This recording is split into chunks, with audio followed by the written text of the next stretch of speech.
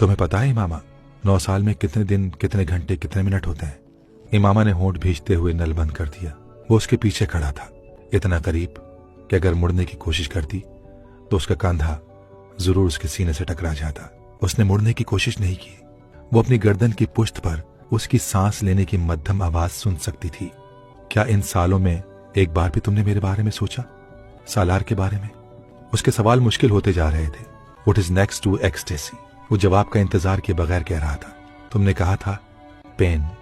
तुमने ठीक कहा था, इट वॉज पेन। मैं यहां इस घर में हर जगह तुम्हें इतनी बार देख चुका हूं कि अब तुम मेरे सामने हो तो मुझे यकीन नहीं आ रहा।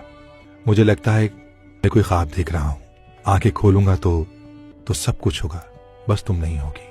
आंखें बंद करूंगा तो भी उस ख्वाब में दोबारा नहीं जा पाऊंगा, वहां नहीं होगी। मुझे तुम्हें हाथ लगाने से डर लगता है। हाथ बढ़ाऊंगा तो सब कुछ तहलील हो जाएगा। वो इतने करीब था कि जरा झुकता तो उसके होंठ उसके बालों को छू जाते, मगर वो उसे छूना नहीं चाहता था। और तुम कौन हो इमामा? आमना, मेरा बहन, या फिर कोई मौजज़ा? क्या मैं तुम्हें यह बताऊं कि मुझे तुमसे? वो बहुत देर खामोश रहा, इतनी देर के वो उसे पलट कर देखने पर मजबूर हो गई।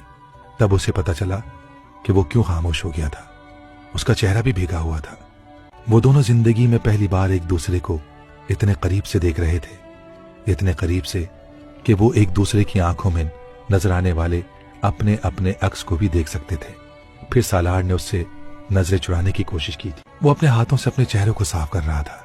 तुम मुझसे और मैं तुमसे क्या छुपाऊं सालार? सब कुछ तो हम जानते हैं एक दूसरे के बारे में।